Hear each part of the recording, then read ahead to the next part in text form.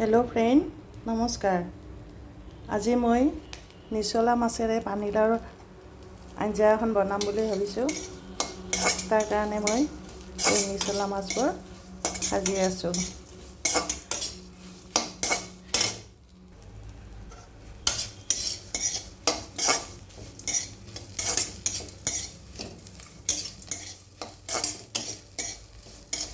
এতিয়া মাছখিনি ভজা হ'ল, এতিয়া নমাই থওঁ।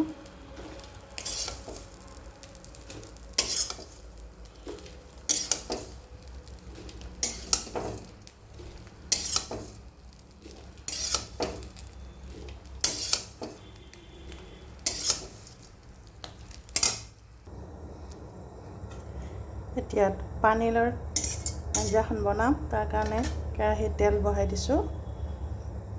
এতিয়া ইয়াত শুকান জলকীয়া দুটা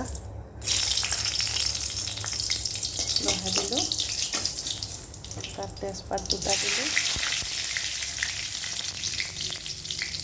আৰু সৰিয়হ আৰু জিৰা ফোৰণত দিলোঁ।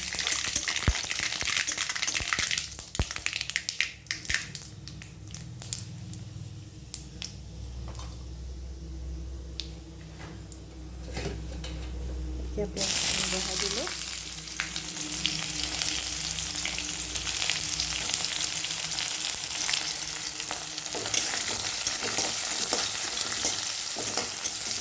পিঁয়াজখিনি ভজা হোৱাৰ পিছত পানীলাওখিনি বহাই দিম। পিঁয়াজখিনি ভাজি আছোঁ।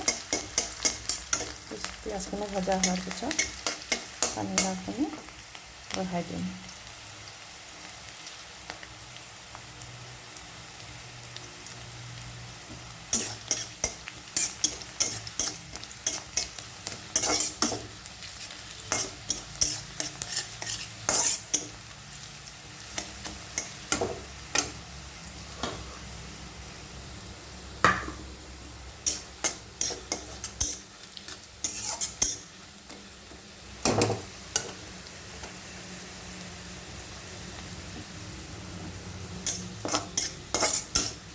এতিয়া চাওঁ, পিঁয়াজখিনি ভজা হ'ল।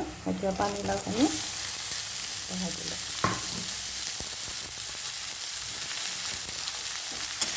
এতিয়া পানীলাওখিনি ভাজিম।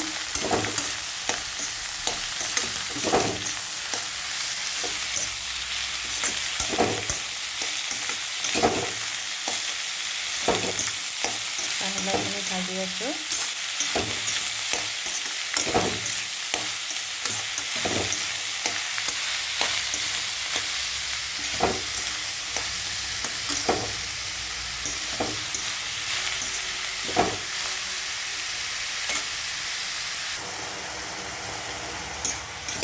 এতিয়া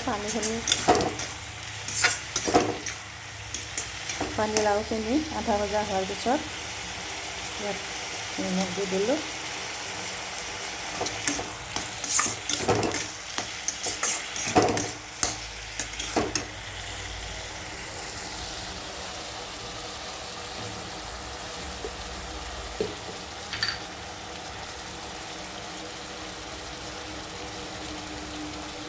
হালধি দি দিলোঁ।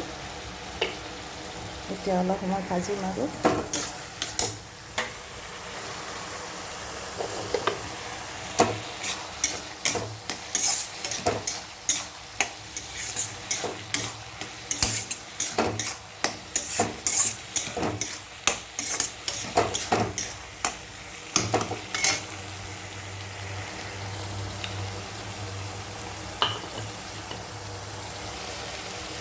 এতিয়া আদা জলকীয়া পেষ্ট দি দিলোঁ।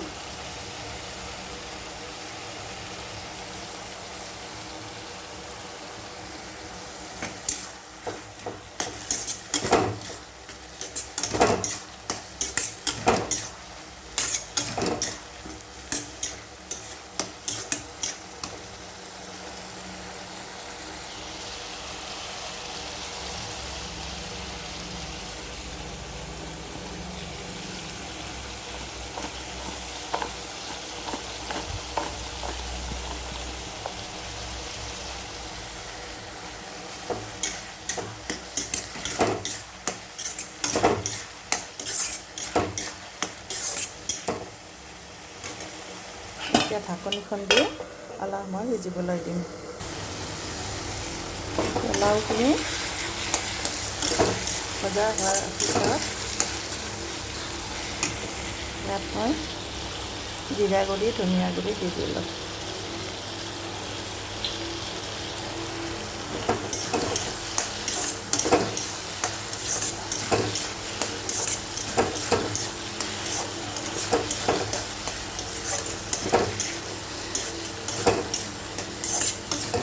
ভাজি আছোঁ।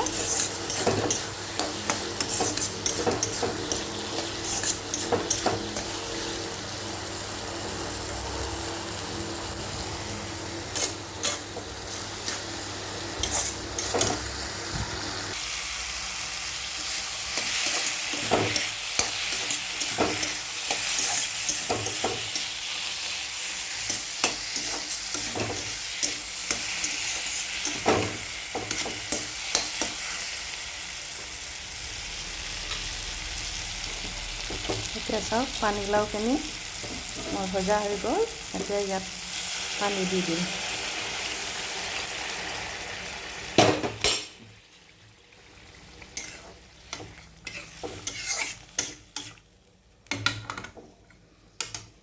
এতিয়া হোৱা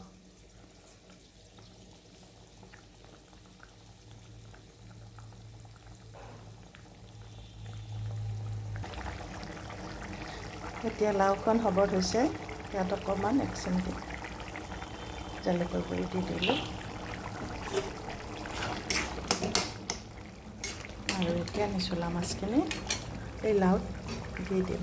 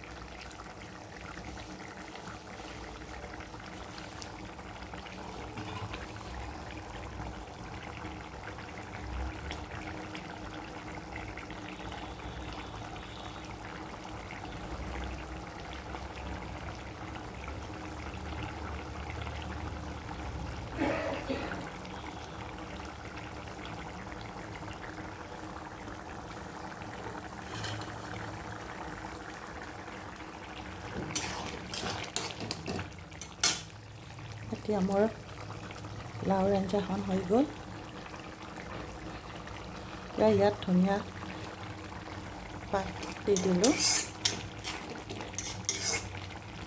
আঞ্জাখন হৈ গ'ল। হেল্ল' ফ্ৰেণ্ড, আপোনালোকৰ যদি ভাল লাগিছে তেতিয়াহ'লে লাইক, শ্বেয়াৰ, কমেণ্ট আৰু ছাবস্ক্ৰাইব কৰি দিব।